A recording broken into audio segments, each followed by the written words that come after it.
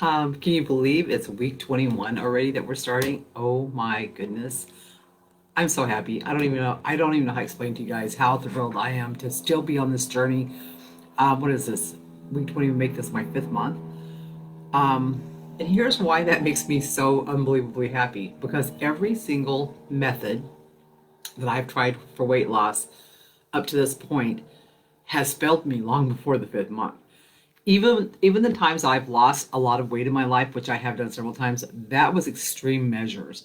It wasn't just trying to find a program that would fit my life moving forward.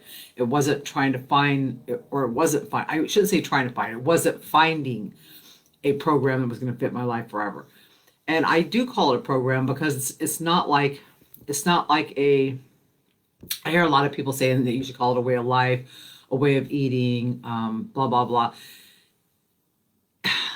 But I say it's a program because it's something that I'm always going to have in my mind.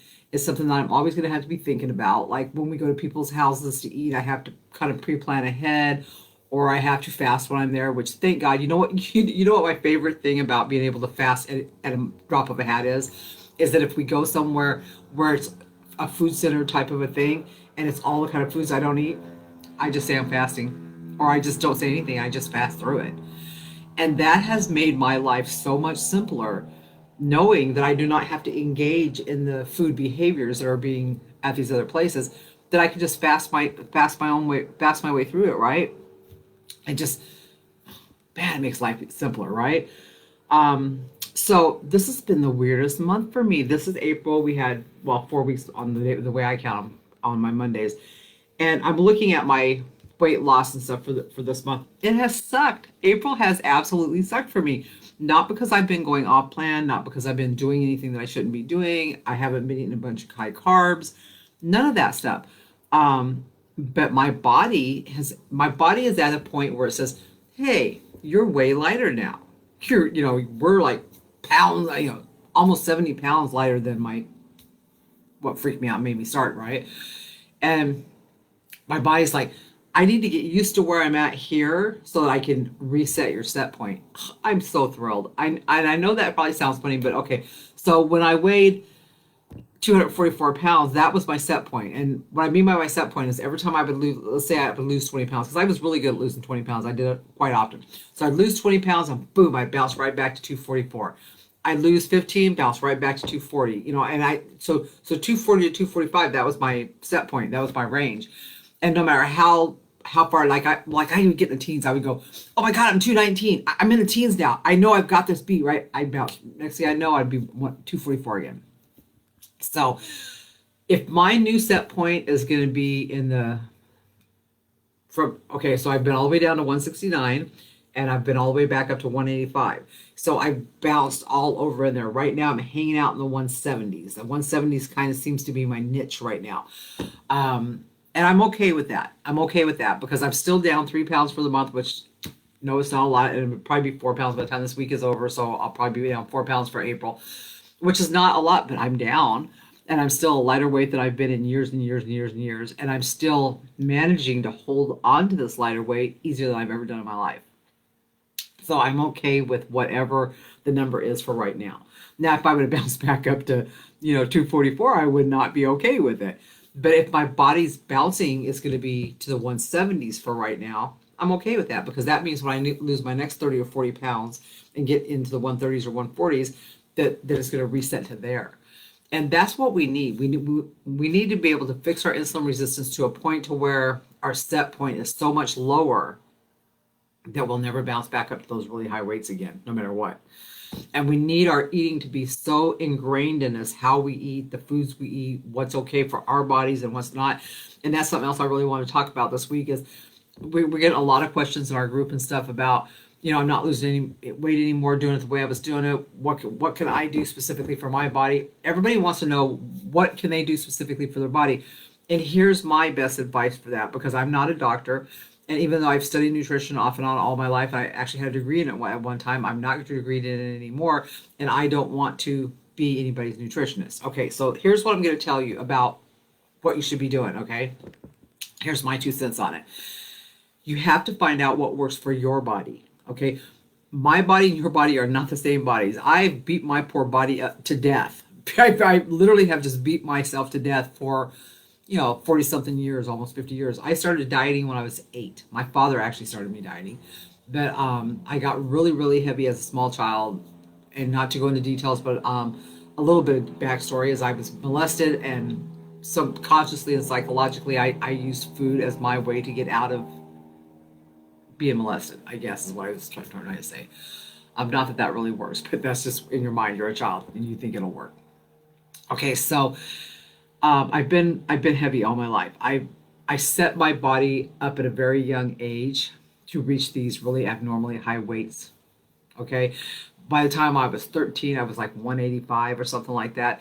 And it's funny because I remember losing weight this time when 185 was like a dream. It was like, oh my God, I just want to weigh at 185 again. At 13, when I weighed at 185, I was traumatized. There wasn't a lot of fat kids back in my days in school, and I was the fattest kid in my school. In my class that year, I was the heaviest. And I'll never forget that. And you know how I know I was the heaviest? We used to have to go up to the front of the schoolroom when school started that year, and we had to weigh on this big set of these white scales with the thing across the top. And there was one student that would call out the weights to the teacher, who would put them in her book, right? And I remember everybody going up and getting weighed, and I got called up there, and I didn't have a choice. I had to do it. I'm 13. I get on the scales, and they say 185, and the whole class snickers, right? I just remember that being one of the most humiliating times of my life. But I also remember that I was fighting my weight even back then. I remember that I would go back and forth between a form of fasting that I recognize now, but I didn't recognize then. And it's funny because I was actually on the right track as a kid. If people would have left me alone, I might have figured it out. Like I was trying to skip breakfast and go to school, and then I would eat lunch and eat dinner, and then I'd try not to eat after dinner, right?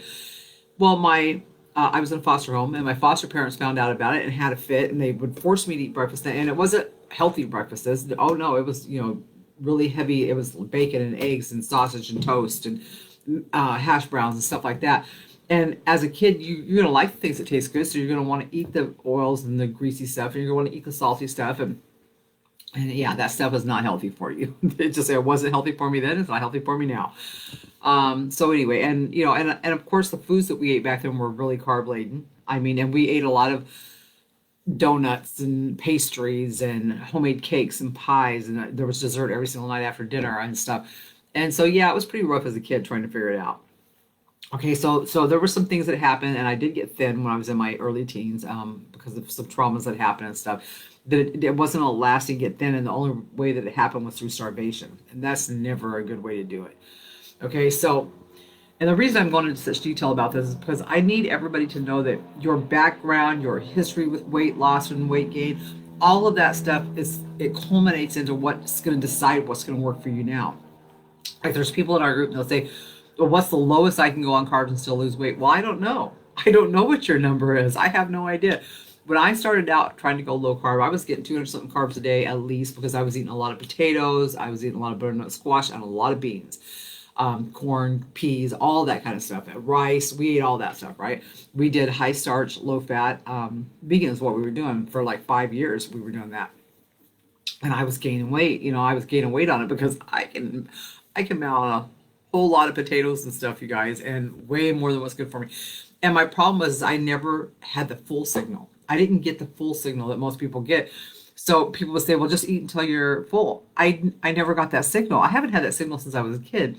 I don't get that signal now. It's not a signal that my body has ever made known to me. It's just not there. As a kid, I remember eating so much as a kid one time that I threw up from eating too much.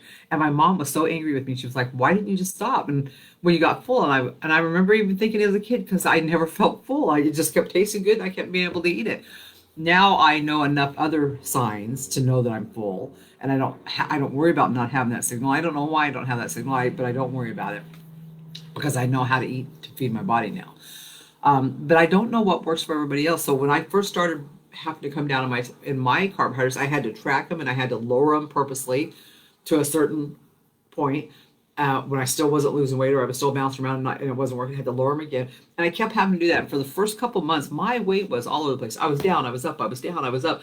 I was trying which carbohydrates would work the best for me, where did I need to be, right? And I had to go so low, and it was sad for me. It was really sad for me how low I had to go in carbs to make this work. And then I was eating a lot of processed and packaged vegan meats, a lot of the sausages, the burger meat. There's so many. I'm not gonna sit here and go into all the details and all. You guys know if you're vegans, you know all the vegan goody yummy meats that are out there, right?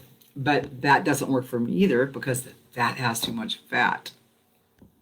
And each one, depending on what there is, I did find a filled roast classic hot dogs thingy that only has one gram of carbohydrates for one dog, and so I do occasionally enjoy one of those. But at this point, I'm not eating any processed vegan meat. I mean, and not that I don't love it because I do love it. You know, I like Beyond spicy Italian sausages. I like the Impossible Burger. So I like the beans. It's just that my body cannot handle the extra fats. I've had to cut way down on the fats that I'm adding to my foods. I'm telling you what, I can go through a jar of tahini like nobody's business. It's my favorite across the board, my favorite condiment, my favorite fat to add to things is tahini. I have to be really careful with it. Like we had to kick peanut butter completely out of our house. We're not even allowed to have peanut butter in our house. We're peanut butter addicts. It's not allowed in our house, right? And I was worried that I was going to have to do that with tahini because tahini is just pure fat, lots of it. Yeah, it's really good.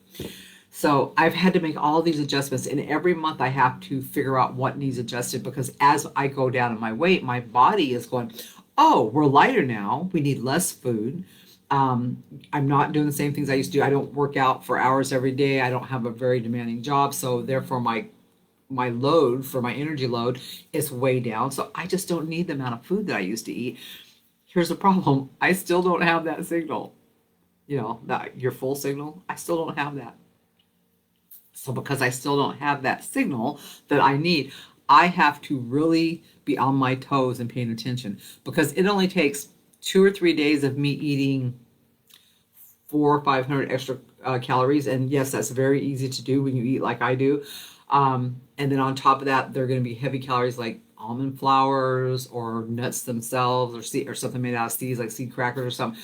It only takes 3 or 4 days of that. And I put on 5 to 8 pounds because my body goes, yay, woohoo, she's feeding us. Let's store everything. Okay, so I have to be very conscious of the way I eat, and I cannot see me ever not having to do that. And I made a deal with myself, and I made a decision in my brain when I decided that I was going to get this weight off at this point, and I was going to do it this way for health and other reasons. And when I made this decision, this commitment to myself, I knew that this was going to be a lifelong thing.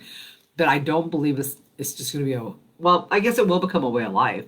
It will become a way of life. But to me, it's always going to be a program. In my brain, the way I see it is it's a program. I mean, I'm still, tracking my stuff every day, taking my notes. I still fill out my little notepad with information and ideas and what's working and what's not working. It's like a running diary I keep, right?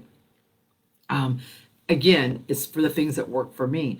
Now, do I help other people figure out their programs? Yes, I do. I do that. There's people in my group and we chit chat and we'll try different things for them because they don't all always know how to rework all that kind of stuff and I will help them, but I don't do it a lot and I'm not doing it for every single person in the group. I don't like that's not a requirement where okay, I'm going to figure out everybody's program for you. I just kind of tell you how to do it. Play with your carbs, play with your fats, play with the foods that you need to eat. If processed foods don't work for you, maybe you need to find that out. I mean, I had to figure out that processed foods don't work for me. They just don't. I wish they did. I wish I was that. My husband can eat the processed meats. He's losing weight great. He's a man. He burns way more energy than me. He's an electrician. He works every day. Yeah, processed meats work just fine for him. Yeah, I feel like punching. No, I'm just kidding. But all of it is a thing that works together. And if you're new to it, get ready for some mind games. The first month or two are like some mind games. You have to really figure things out. Then it should be smooth sailing. Once you kind of figure out what's working for you, it should kind of be smooth sailing. But it doesn't mean you're not going to hit stalls. You're going to hit these places like I hit the whole month of April of oh wow, I think I'm just barely going to go anywhere. But I'm smaller. Go figure, right?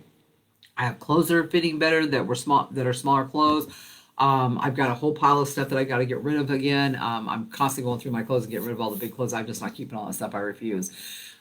So I'm smaller. I'm toneder. I've been lifting my weights again light weights. I'm not getting back into a full body thing, but I've been lifting my weights again and stuff. I've been doing quite a bit of cardio, like sometimes 5 miles a day. I'm really happy about that, especially after having a stroke. I didn't think I was ever going to get back to that. I remember when I could barely walk 1,000 steps a day. So walking, 11 or 12,000 steps a day makes me really happy.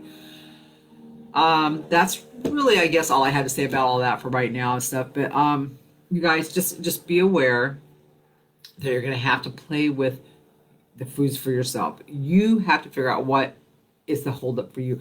Did you know that one of the things that was a holdup for me? Oh, you'll never believe this. Onions.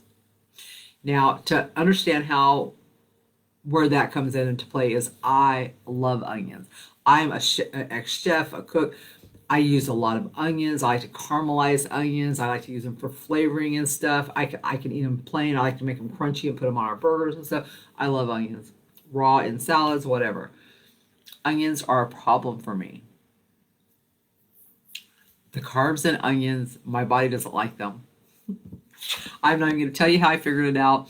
It was just a long process. You guys can go figure these out. You may have to figure these things out for yourself. What you do is a list of the lowest carb vegetables, the highest carb vegetables, and garlic and onion both. It'll say for 100 grams or whatever, and it tells you your carbs, but they're both high carb. And even for some of us, if you're sensitive to those carbs, they're in those, and it's the sugars that are in them that get to me. My body just cannot handle stuff like that. I can't eat tomatoes. I can't eat onions.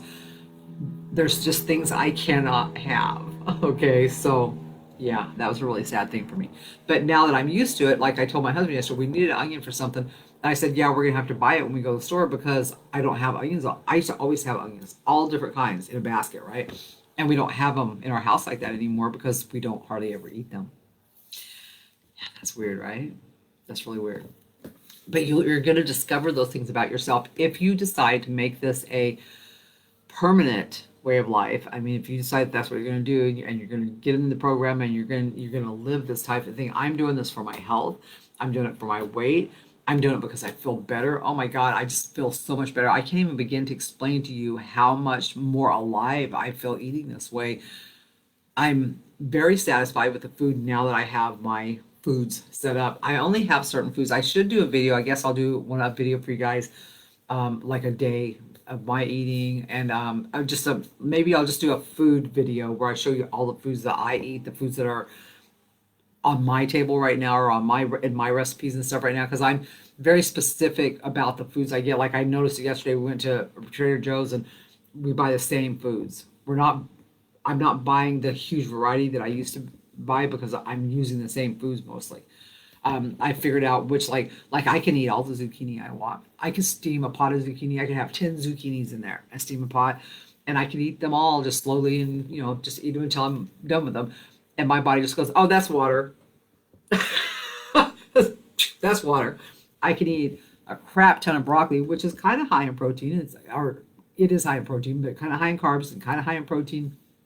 But it's good for us, right? And I can eat a whole lot of that. And again, my body goes, oh, it's water. I'm like, all right, that's cool. So there's just certain things that my body, it comes in and my body uses the vitamins and it uses the fuel and it uses the proteins. It uses all the stuff that's good for it. And it says, okay, yeah, send it out. That's water. No weight gain, no trauma, no nothing. Nothing. My stomach's flat. My husband the other day, he's like, man, look at your flat stomach. And I had to I was like, wow, my stomach is really getting flat. And that's even with this terrible month of weight loss I've had. So there's still all these magical changes going on in my body. I tried this month lowering calories, raising calories, adding carbs, subtracting some more carbs. And finally, I just decided that I'm just going to keep going the way I'm going because it may be slow, but it's working. And right now, I think I just really feel like my body's taking a break and I'm okay with it. I mean, we're on week 21 or 20. I think it's week 20. I'll figure it out before I put what week it is on the name of the title. I'll figure it out. But yeah, I had a lot to say on this today. We've been talking about chit-chat about this in the group, and people have been emailing me and messaging me and stuff. So a lot of this stuff's just on my mind. But I know that anyone can do this. I know that you guys can figure this out, and you don't need to be a professional to figure it out, and you don't need a professional's help to figure it out. You just have to know your body and you have to watch and see what works, and you have to take notes. You know, write down the things you're eating, and if you notice a pattern, if for 5 nights you ate peanut butter every single night and you either had a stall or a gain from eating all this peanut butter every night, you might want to kick the peanut butter out the next week and see how you go. If you ate a bunch of okay, let's do something really weird. Let's say you ate a whole bunch of celery. Celery is like water. But let's say that you ate a bunch of celery and your body swelled up from it. That would be weird, right? It would be really weird. But let's say that it happened. Then you thought, well, the only thing different is I ate all this celery this week. I was craving celery and I ate a bunch of celery. So you decided not to eat the next week, and boom, you had a big, huge loss. You might want to stay off celery for 2 or 3 weeks and see what happens. Okay, everything's going to be different for everybody. You're not going to know. Some people have told me that they cannot eat avocados. Avocado is a source of healthy fat, and I eat it every single day. But there's people that say that they cannot eat an avocado. I find that really sad, but I understand. It's just not going to be the same for all of us. It just won't be. Okay, so do your best, figure your own stuff out. You need to journal, you need to track things, you need to know where you are so that you can see where you're going. And you need to have a kind of a mindset for where that is. Okay? All right. That's it. That's all I have to say about this today. All right. So I'll figure out the next video on the food stuff, and we'll figure out how we're gonna do that. All right, guys. Have a good day. Ciao.